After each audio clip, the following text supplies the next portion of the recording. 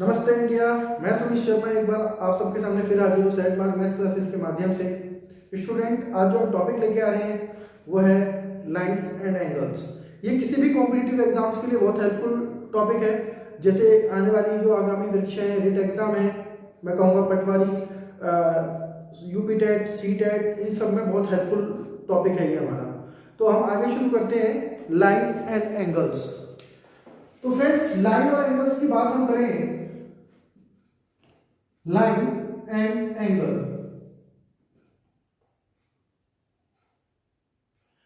रेखा और कोण। इसमें टॉपिक बहुत इंपॉर्टेंट है। जैसे कि मैं आपको बता रहा हूं, टॉपिक इतना इंपॉर्टेंट है कि इससे छोटे छोटे क्वेश्चन बनते हैं। कहाँ बनते हैं?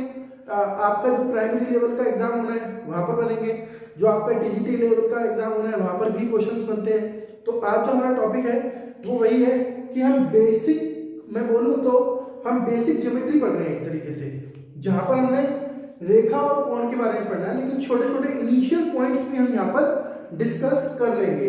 जैसे पहले मैं एक बात कहता हूँ कि रेखा और कोण और रेखाओं से पहले यदि हम चले तो सबसे पहले हम समझ लेते हैं कि पॉइंट क्या होता है।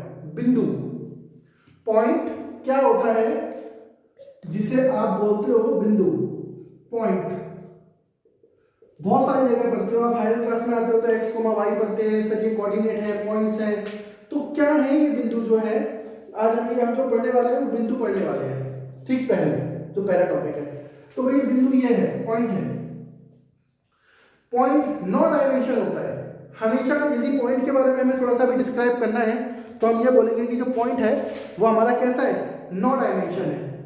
मतलब विमीय नहीं है, मतलब उसमें विमा नहीं है। जैसे आप जानते हो कि स्ट्रेट लाइन जो होती है वो 1 डायमेंशन होती है, ठीक उसी तरीके से जो बिंदु है वो 9 डायमेंशन है। या हम ये कहें कि 0 रेडियस वाला सर्कल है पॉइंट, तो कुछ गलत नहीं होगा। यदि हम कहें एक वृत्त जिसकी रेडियस 0 है वो हमारा क्या बनता है, पॉइंट बनता है। तो क्लियर है। अब इस पॉइंट से जो बात होने वाली थी कि भाई पॉइंट से स्टार्ट क्यों किया गया, क्योंकि जो सारी चीजें ना, जो हम लाइन पढ़ेंगे, रेस पढ़ेंगे, किरण, वो सभी चीजें जो हैं वो इस पॉइंट से ही होकर गुजरने वाली हैं। तो हम लाइन की बात करते हैं, रेखाखंड की बात करते हैं, लाइन सेगमेंट की। तो यदि 2 बिंदु हो तो 2 बिंदुओं से एक रेखाखंड खींचा जाता है, एक लाइन खींची जाएगी, ए बी। 2 पॉइंटों से एक लाइन खींची गई जिसका नाम हमने ए बी दिया। अब स्टूडेंट टॉपिक आता है कि रे क्या होता है, रे जिसे आप बोलते हो किरण, और रेखा में क्या डिफरेंस हो जाता है। देखिए, किरण जो होती है, रे जो होती है, वो केवल एक डायरेक्शन में, गिवन डायरेक्शन में काम कर रही होती है। यदि मैं कहूं कि हम रे की बात करें तो रे एक बिंदु से निकली और एक डायरेक्शन में जा रही है, तो हमने इसे बोल दिया ए बी, मतलब ये ए टू बी गई है। लेकिन रेखाखंड में आप इन्हें अनंत तक बढ़ा लो, या हम ये बोल दें कि रेखाखंड ए बी जो है उसे हम बी ए बी लिख सकते हैं। यहां कोई डायरेक्शन नहीं है, दोनों तरफ बढ़ाया जा सकता है। रे केवल एक बिंदु से निकलेगी, एक इनिशियल पॉइंट से निकलेगी, मैं कहूं जिसका एक प्रारंभिक बिंदु होगा और जिसका एक टर्मिनल बिंदु होगा, अंतिम बिंदु होगा, उसे हम बोलते हैं रे। भाई आपको यहां से यहां तक पहुंचना है, मतलब यहां डायरेक्शन भी है और आपका मैग्नीट्यूड भी है, बट रेखा के लिए ऐसा पॉसिबल नहीं है। रेखा कहीं भी जा सकती है, आप ए बी भी बोल सकते हो और बी ए भी बोल सकते हो। तो सबसे पहला जो डाउट है रेखा का वो हमने यहां पर क्लियर कर लिया है। अभी हम आगे चलते हैं। मतलब रेखा दोनों दिशाओं में जा सकती है, ए बी और बी ए, बट रे जो है वो केवल एक ही डायरेक्शन में जाएगी। यदि डायरेक्शन चेंज हो जाएगा तो हम बोल देंगे माइनस का बी ए। अब आप समझ गए होंगे कि नेगेटिव लगने का मतलब है कि वो अपोजिट डायरेक्शन में जा रही है। तो ये टॉपिक अभी हमारा क्लियर है कि हमने बिंदु पढ़ लिया, पॉइंट, फिर हमने रेखा और रे के बारे में समझ लिया। अब हम रेखा से थोड़ा सा बात करेंगे कि जो रेखा है हमारी, लाइन जो है, उसमें कितने टाइप से लाइन हमारी आ सकती हैं, बन सकती हैं, कितने, मतलब किस तरह से ये काम करेंगी। तो देखिए, यदि हम ये कहें कि दो लाइन जो है वो किसी एक बिंदु से होकर गुजर रही है, या कहें प्रतिच्छेद कर रही है, प्रतिच्छेदित है, मतलब कहें इंटरसेक्टिंग है, इनका एक इंटरसेक्टिंग पॉइंट है हमारा O, तो हम ये बोलेंगे कि ये दोनों लाइन कैसी हैं, ये इंटरसेक्टिंग लाइन है, प्रतिच्छेदित रेखाएं हैं। प्रतिच्छेदित रेखाओं का मतलब क्या हो जाएगा, प्रतिच्छेदित रेखाएं हैं मतलब ये एक दो रेखाएं अब एक दूसरे को कहां पे काट रही हैं, O बिंदु पे काट रही हैं, मिल रही है। यदि हम पैरेलल की बात करें, समांतर की बात करें कि दो रेखाएं समांतर हैं, तो वो प्रतिच्छेदित रेखाएं नहीं होती हैं, वो प्रतिच्छेदित रेखाएं नहीं होती हैं। ठीक, तो बिल्कुल सिंपल सा, यदि मैं कंसेप्ट की बात करूं तो बहुत सिंपल कंसेप्ट है कि भाई जो लाइन प्रतिच्छेदित है तो उनके अंदर तो प्रतिच्छेदित बिंदु मिलेगा, इंटरसेक्टिंग लाइन बोल देंगे आप, उन्हें इंटरसेक्टिंग लाइन बोलेंगे। और जिन जो रेखाएं आपस में प्रतिच्छेदित नहीं करेंगी, इंटरसेक्ट नहीं कर रही है, intersect do not to each other, then both are parallel. वो दोनों लाइन कैसी होंगी, पैरेलल होंगी। दोनों लाइन ही नहीं, मतलब मैं कहूं कि बहुत सारी लाइन भी हैं, वो भी आपस में पैरेलल होंगी।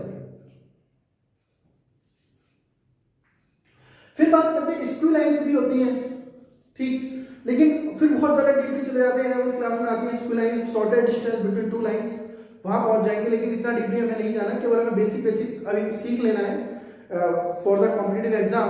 खास करके मैं बार बार आपको बोल रहा हूं कि UP TET, C TET, S TET, या मैं कहूँ रिट एग्जाम, अभी जितनी भी परीक्षा होने वाली है उनमें ये टॉपिक है। और ये प्राइमरी लेवल पर specially UP TET, super TET और रिट एग्जाम में डेफिनेट यहाँ से एक दो तीन क्वेश्चन बन जाएंगे।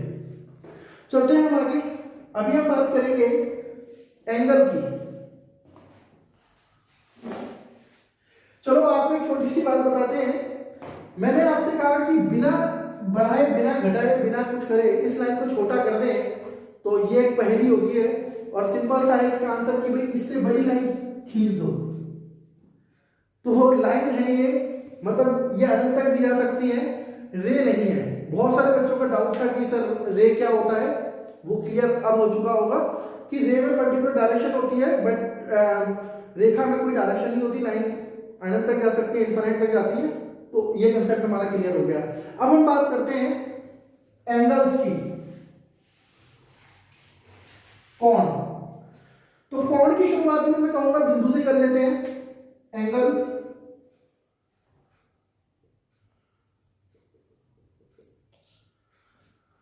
जब दो लाइन किसी एक बिंदु से निकले, कुछ इस तरह से कहें कि दो लाइंस का इनिशियल पॉइंट एक ही है,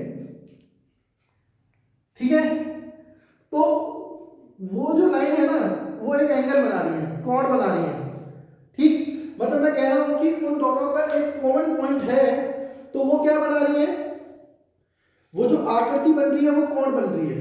कोण को वैसे हम कहें तो फिर मैं आता हूं सीनियर क्लासेस में, तो हम इसे स्लोप बोलते हैं, ठीक है, झुकाव बोलते हैं, इंक्लाइन पोजीशन बोलते हैं। तो सीधा सा है कि इस लाइन का incline position with respect to this line called the angle. यहाँ पर इसी चीज को हमने बिंदु से जोड़ दिया। यदि हम छोटे बच्चों को पढ़ाते हैं तो हम कुछ इसी तरीके से पढ़ाएंगे कि भाई जब दो लाइनों का इनिशियल बिंदु एक हो जाए, पॉइंट एक हो जाए, मतलब दोनों का प्रारंभ एक ही जगह से हो रहा है, तो वो जो आकृति शेप बन रही है वो एक कोण को रिप्रेजेंट कर रही है। वो आप यहां देख सकते हैं।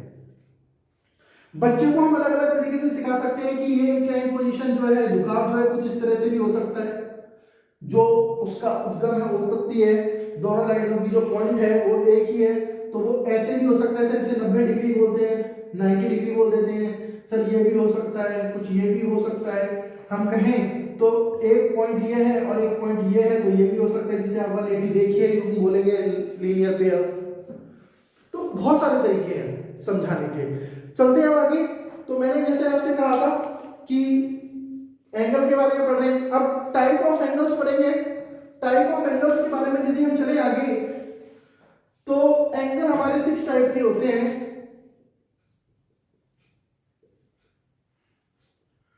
टाइप ऑफ एंगल की बात करें तो एंगल जो है हमारे 6 टाइप के होते हैं। कितने टाइप के हो जाएंगे? 6 टाइप के हो जाएंगे। बेसिक है, बहुत इजी है, आप समझ सकते हैं, बिल्कुल भी आपको मैं बता देता हूं, दिक्कत नहीं होने वाली। सबसे पहले हम बात करेंगे न्यून कोण। न्यून कोण की बात करेंगे, इसे हम बोलते हैं एक्यूट एंगल,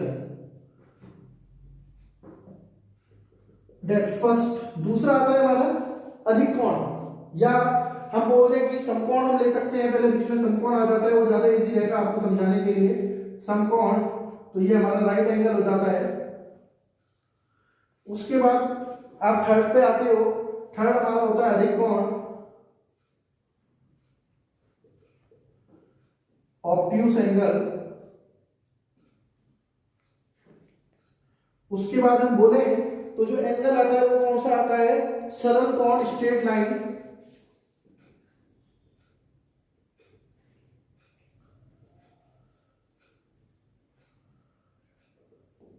रेखीय युग्म बोल देते हैं हम इसे, ठीक है। इसे हम क्या बोल देते हैं? एक रेखीय युग्म बोल देते हैं, 180 डिग्री। फिर फिफ्थ आता है हमारा बृहद कोण। जो बृहद कोण होता है हमारा रिफ्लेक्स एंगल बोलते हो आप उसे।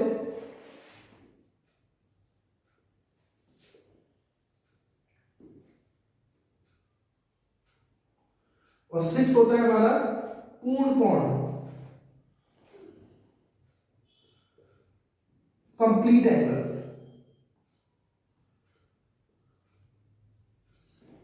ओके, अब हम बात करते हैं न्यून कोण कौन से होते हैं।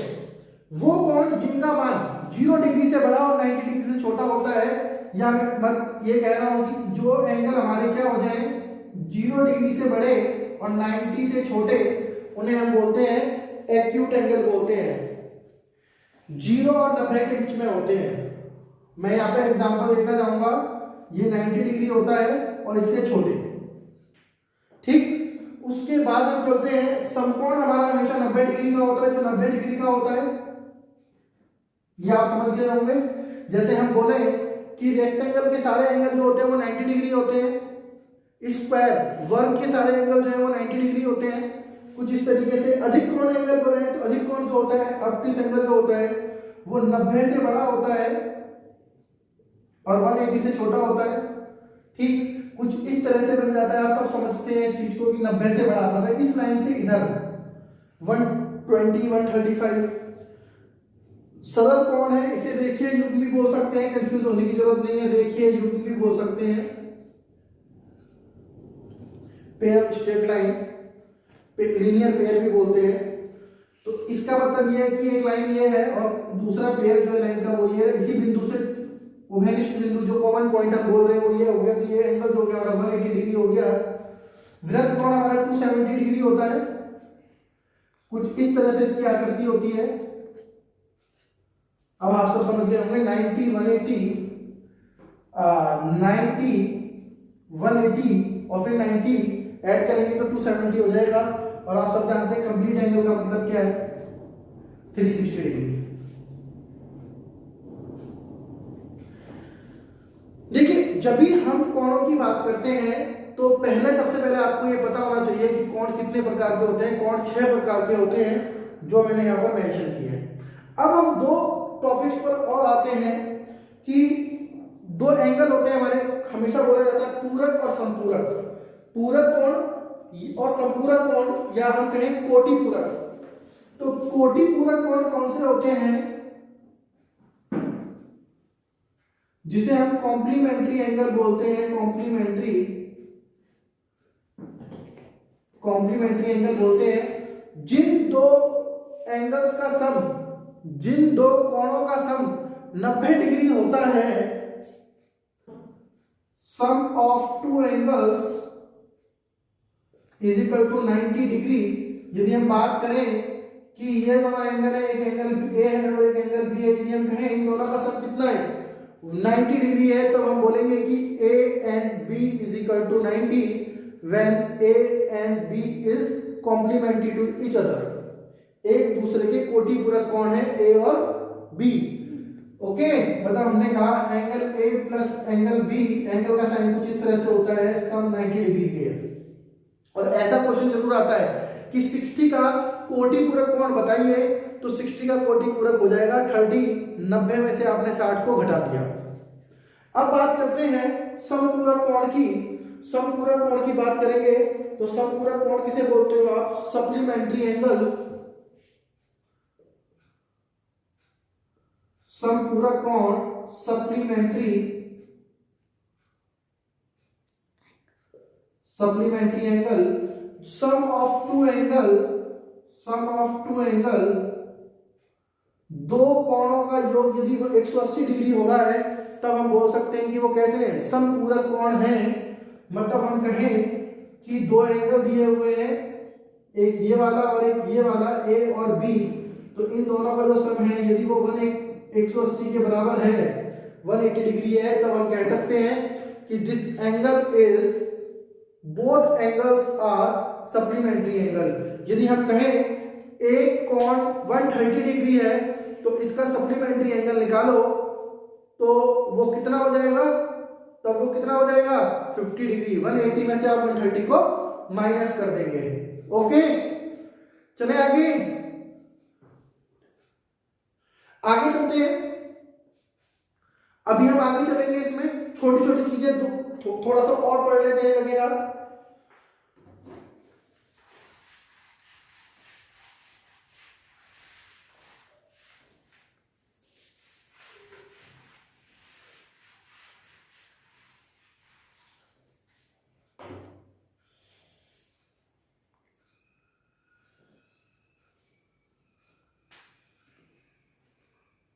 यदि ये दो लाइन है, पैरेलल लाइन है, यदि दो पैरेलल लाइन है और इन दोनों पैरेलल लाइन में कंडीशन ये बन जाए कि एक तिर्यक रेखा इन्हें काट रही है, ठीक है, एक स्लैंट लाइन जो है इनको काटती हुई जा रही है, एक लाइन जो है इनको इंटरसेक्ट करती हुई जा रही है, तो कुछ एंगल इस प्रकार से बनेंगे कि एंगल 1, एंगल 2, एंगल 3, एंगल 4, ऐसे ही हम आगे चलेंगे 5, 6, 7, 8। ठीक, अब यहां पर हम बात करें तो कुछ कोण जो है लीनियर पेयर बना रहे हैं। जैसे जानते हैं 1 और 2 का जो सम होगा वो 180 डिग्री होगा भाई। Angle 1 plus angle 2 is equal to 180 degree, angle 3 plus angle 4 is equal to 180 degree, कुछ ऐसा रहेगा ना। फिर angle 6 plus angle 5 is equal to 180 degree, angle 7 plus angle 8, ये रिजल्ट तो रहने रहना है क्योंकि लीनियर पेयर बन रहे हैं, रेखीय युग्म बना रहे हैं। लेकिन इनसे हटके क्या बन रहा है वो आप सीखेंगे। देखिए एंगल 1 और एंगल 5 कैसे कोण है हमारे दोनों के? दोनों संगत कोण है, कॉरस्पॉन्डिंग, बिल्कुल एक जैसे। भाई ये लाइन थी, इसके पैरेलल है। ठीक, देखिए सभी टीचर बनने वाले हैं, ये बात कंफर्म है। थोड़ा थोड़ा आपने 12th में पढ़ा होगा कि जो हमारी लाइन होती है उनका झुकाव जो होता है इक्वल होता है। तो ये लाइन एक झुकाव ही तो बना रही है, एक एंगल ही तो बना रही है, स्लोप ही तो बना रही है। तो यदि हम कहें ये एंगल होगा, ये एंगल इसके इक्वल होगा, तो ये एंगल होते हैं संगत कोण, जिन्हें हम बोलते हैं इंग्लिश में corresponding angle. Now angle 1 is equal to angle 5, angle 2 is equal to angle 6, angle 7 is equal to angle 8, sorry angle 7, angle 3 is equal to angle 7, angle 4 is equal to angle 8, all are corresponding angle, या मैं कहूं कि सभी संगत कोण हैं, तो कुछ गलत नहीं होगा। ओके, अब बात करते हैं संगत कोणों की, हो गई, कॉरस्पॉन्डिंग एंगल हो गए हमारे क्लियर। अब हम चलते हैं एंगल 1 और एंगल 3 इक्वल हो जाएंगे, एंगल 2 और एंगल 4 इक्वल हो जाएंगे, एंगल 6 और एंगल 8 इक्वल हो जाएंगे, एंगल 5 और एंगल 7 इक्वल हो जाएंगे। क्यों हो जाएंगे? क्योंकि इनके शीर्ष आपस में मिल रहे हैं, इनके शीर्ष आपस में मिल रहे हैं, कुछ ऐसे हैं शीर्ष, भाई ये और ये इक्वल होता है। ठीक, तो शीर्षाभिमुख कोण है, शीर्षाभिमुख कोण है, बोलूं मैं vertical opposite angle, VOCA, vertical opposite angle. Okay, vertical opposite angle. अब हम बात करते हैं एंगल 3 जो है एंगल 5 के इक्वल है, एंगल 3 एंगल 5 के इक्वल है, एंगल 4 जो है वो एंगल 6 के इक्वल है। क्लियर? उसके बाद हम बात करें तो एंगल 2 जो है 8 के इक्वल है, और एंगल हमारा एक और बच गया 1 एंगल 7 के इक्वल है। भाई एकांतर कोण है, अल्टरनेटिव एंगल है, अल्टरनेटिव एंगल है।